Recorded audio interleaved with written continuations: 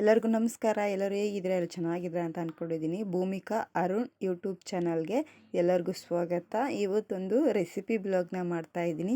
ಏನಪ್ಪ ಆ ರೆಸಿಪಿ ಅಂತ ಹೇಳ್ಬಿಟ್ಟು ನೋಡಿ. ಇವತ್ತು ನಾನು ಗೋಬಿ ಕಬಾಬ್ ಯಾವ ರೀತಿ ಮಾಡೋದು ಅಂತ ಹೇಳ್ಬಿಟ್ಟು ತೋರಿಸ್ಕೊಡ್ತೀನಿ. ಪ್ಲೀಸ್ ಅದಕ್ಕೂ ಮುಂಚೆ ಇನ್ನೂ ಯಾರು ನನ್ನ ಚಾನಲ್ಗೆ ಸಬ್ಸ್ಕ್ರೈಬ್ ಆಗಿಲ್ಲ, ಪ್ಲೀಸ್ ಹೋಗಿ ಸಬ್ಸ್ಕ್ರೈಬ್ ಆಗಿ ಅಲ್ಲೇ ಕಾಣ್ತಿರುವಂಥ ಬೆಲ್ ಐಕನ್ನ ಕ್ಲಿಕ್ ಮಾಡಿ. ಹಾಗೆ ಮಾಡೋದ್ರಿಂದ ನಾನು ಯಾವುದೇ ವೀಡಿಯೋ ಹಾಕಿದರೂ ಫಸ್ಟ್ ನಿಮಗೆ ಬರುತ್ತೆ ಆ ವಿಡಿಯೋ ನೋಡಿ. ಇವಾಗ ಮಾಡೋದಕ್ಕೆ ಮೊದಲಿಗೆ ನಾನು ಗೋಬಿನ ಈ ರೀತಿ ಬಿಡಿಸ್ಕೊಂಡು ತೊಗೊಂಡಿದ್ದೀನಿ. ಚೆನ್ನಾಗಿ ತೊಳ್ಕೊಂಡ್ಬಿಟ್ಟು ತೊಗೊಂಡಿದ್ದೀನಿ.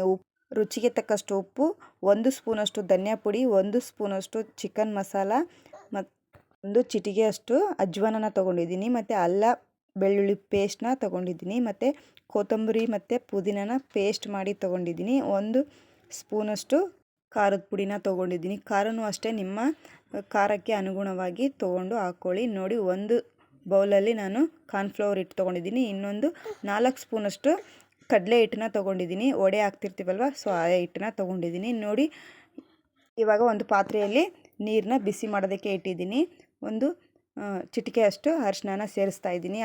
ನೀರಿಗೆ ಹಾಕೋತಾ ಇದ್ದೀನಿ. ಇವಾಗ ನೀರು ಚೆನ್ನಾಗಿ ಕುದಿಬೇಕು, ಸೊ ಆ ರೀತಿ ಕುದಿಸ್ಕೊಳ್ಳಿ. ನೋಡಿ, ಈ ಥರ ಚೆನ್ನಾಗಿ ಕುದೀತಾ ಇರುವ ನೀರಿಗೆ ಗೋಬಿನ ಬಿಡಿಸಿರೋ ಇಟ್ಕೊಂಡಿದ್ವಲ್ವ ಅದನ್ನು ಸೇರಿಸ್ತಾ ಇದ್ದೀನಿ.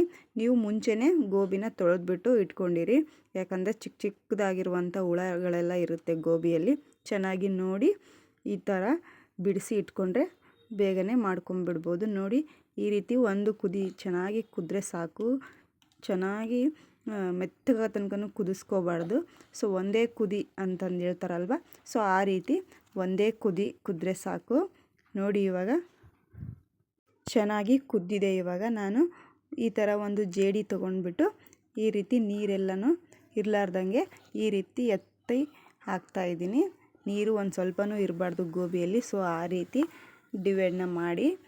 ನೋಡಿ, ಈ ರೀತಿ ಒಂದು ಜೇಡಿ ತೊಗೊಂಡು ಎತ್ಬಿಟ್ಟು ಈ ರೀತಿ ನೀರು ಗೋಬಿ ಒಂದು ಸ್ವಲ್ಪನೂ ನೀರು ಹಿಡಿಲಾರ್ದಾಗೆ ನಾವು ಈ ರೀತಿ ಒಂದು ಜೇಡಿಯಲ್ಲಿ ಹಾಕೋತಾ ಇದ್ದೀನಿ. ಈ ರೀತಿ ಬಿಸಿ ಬಿಸಿ ಇರುವಾಗಲೇ ತೆಗೆದು ಒಂದು ಬೇರೆ ತಟ್ಟೆಯಲ್ಲಿ ಹಾಕಿ ಇಟ್ಕೊಂಬಿಡಿ. ಯಾಕಂದರೆ ನೀರಲ್ಲೇ ಬಿಟ್ಬಿಟ್ರೆ ಗೋಬಿ ಇನ್ನೊಂದು ಸ್ವಲ್ಪ ಮೆತ್ತಗಾಗ್ಬಿಡುತ್ತೆ ಬಿಸಿನೀರಲ್ಲಿ. ಸೊ ಅದಕ್ಕೋಸ್ಕರ ಇನ್ನೊಂದು ಸ್ವಲ್ಪ ಬೇಗನೆ ಬಿಸಿ ಬಿಸಿ ಇರುವಾಗಲೇ ತೆಗೆದು ಈ ರೀತಿ ನೋಡಿ. ಗೋಬಿ ಮುಟ್ಟಿದರೆ ಈ ರೀತಿ ಬಂದರೆ ಸಾಕು. ಪೂರ್ತಿ ಮೆತ್ತಗಾಗೋ ತನಕ ಬೇಯಿಸ್ಕೊಳ್ಳೋದಕ್ಕೆ ಹೋಗಬೇಡಿ, ಕಬಾಬ್ ಚೆನ್ನಾಗಾಗೋದಿಲ್ಲ. ಸೊ ಈ ರೀತಿಯೇ ಸ್ವಲ್ಪ ಬೆಂದರೆ ಸಾಕು. ಕಬಾಬ್ ಮಾಡ್ಕೊಳ್ಳೋದಕ್ಕೆ ತುಂಬ ಚೆನ್ನಾಗಿರುತ್ತೆ ಈ ರೀತಿ ಬೆಂದರೆ. ನೋಡಿ, ಇವಾಗ ನಾನು ಒಂದು ಸ್ವಲ್ಪ ತಣ್ಣಗಾಗೋದಕ್ಕೆ ಬಿಟ್ಟು ಈ ಕಡೆ ಒಂದು ಬೌಲ್ಗೆ ಇವಾಗ ಇದನ್ನು ಹಾಕೋತಾ ಇದ್ದೀನಿ. ಒಂದು ಸ್ವಲ್ಪ ತಣ್ಣಗಾದ ನಂತರನೇ ಇದಕ್ಕೆ ಸೇರಿಸ್ತಾ ಇದ್ದೀನಿ. ಬಿಸಿ ಇದ್ರೂ ನಡೆಯುತ್ತೆ, ತುಂಬ ಚೆನ್ನಾಗಿ ಇದಕ್ಕೆ ಖಾರ ಉಪ್ಪು ಎಲ್ಲನೂ ಹತ್ಕೊಳ್ಳುತ್ತೆ ಬಿಸಿ ಬಿಸಿ ಇದ್ವಾಗಲೇ ಹಾಕ್ಕೊಂಡ್ರೆ. ನೋಡಿ, ಇವಾಗ ನಾನು ಎಲ್ಲ ಮಸಾಲನೂ ಸೇರಿಸ್ತಾ ಇದ್ದೀನಿ ಇದಕ್ಕೆ. ನೀವು ಎಷ್ಟು ಕ್ವಾಂಟಿಟಿಯಲ್ಲಿ ಮಾಡ್ಕೊತಾ ಇದ್ದೀರಲ್ವ, ಸೊ ಆ ಕ್ವಾಂಟಿಟಿಯಲ್ಲಿ ಹಾಕ್ಕೊಳ್ಳಿ ಎಲ್ಲ ಮಸಾಲನೂ. ನೋಡಿ, ಒಂದು 4 ಸ್ಪೂನಷ್ಟು ನಾನು ಕಡಲೆ ಹಿಟ್ಟನ್ನ ತೊಗೊಂಡಿದ್ದೀನಿ. ಕಡಲೆ ಹಿಟ್ಟು ಅಂದರೆ ವಡೆ ಮಾಡ್ತೀವಲ್ವ, ಸೊ ಅದೇ ಹಿಟ್ಟನ್ನ ಹಾಕೋತಾ ಇದ್ದೀನಿ. ನೋಡಿ, ಕಾರ್ನ್ಫ್ಲವರ್ ಹಿಟ್ಟು ಒಂದು ಚಿಕ್ಕ ಬೌಲಷ್ಟು ತೊಗೊಂಡಿದ್ದೀನಿ. ನೀವು ಎಷ್ಟು ಕ್ವಾಂಟಿಟಿಯಲ್ಲಿ ಮಾಡ್ಕೋತಾ ಇರ್ತೀರಲ್ವ ಅಷ್ಟು ಕ್ವಾಂಟಿಟಿಯಲ್ಲಿ ಹಾಕೋಬೋದು. ನೋಡಿ, 1 ಸ್ಪೂನ್ ಸಹಾಯದಿಂದ ಎಲ್ಲನೂ ಇದನ್ನು ಮಿಕ್ಸ್ ಮಾಡ್ತಾಯಿದ್ದೀನಿ. ನೀವು ಕೈಯಿಂದ ಬೇಕಾದ್ರೂ ಮಾಡ್ಕೋಬೋದು. ನೋಡಿ, ಫಸ್ಟಿಗೆ ಬಿಸಿ ಬಿಸಿ ಇರುತ್ತಲ್ವ, ಸೊ ಎಲ್ಲನೂ ಮಸಾಲ ಹತ್ಕೋಬೇಕು ಅಂತೇಳ್ಬಿಟ್ಟು ಹಾಗೇ ಮಿಕ್ಸ್ ಮಾಡ್ತಾಯಿದ್ದೀನಿ. ತುಂಬ ಚೆನ್ನಾಗಾಗುತ್ತೆ ಗೋಬಿ ಕಬಾಬು. ನೀವು ಒಂದ್ಸರಿ ಟ್ರೈ ಮಾಡಿ ನನಗೆ ಕಮೆಂಟ್ ಮಾಡಿ ತಿಳಿಸಿ ಹೇಗಾಗಿತ್ತು ಅಂತ ಹೇಳ್ಬಿಟ್ಟು. ನೋಡಿ, ಸ್ವಲ್ಪ ಒಂದು 4 ಡ್ರಾಪಷ್ಟು ನೀರನ್ನ ಹಾಕ್ಕೋತಾ ಇದ್ದೀನಿ. ನೀವು ನೀರು ಕೂಡ ಹಾಕ್ದೇ ಮಿಕ್ಸ್ ಕೂಡ ಮಾಡ್ಕೋಬೋದು, ಅದು ಕೂಡ ತುಂಬ ಚೆನ್ನಾಗಿರುತ್ತೆ. ನೋಡಿ, ನೀರು ಹಾಕ್ದೇ ಹಾಗೆ ಒಂದು ಅರ್ಧ ನಿಂಬೆ ಹೋಳು ರಸನ ಹಾಕ್ಕೊಂಡ್ಬಿಟ್ಟು ಕೂಡ ಮಿಕ್ಸ್ ಮಾಡ್ಕೋಬೋದು. ತುಂಬ ಚೆನ್ನಾಗಿರುತ್ತೆ, ಒಳ್ಳೆಯ ಟೇಸ್ಟ್ ಕೊಡುತ್ತೆ ನಿಮಗೆ ತಿನ್ನುವಾಗ. ನೋಡಿ, ನಾನು ಈ ರೀತಿ ಮಿಕ್ಸ್ನ ಮಾಡ್ಕೊಂಡಿದ್ದೀನಿ.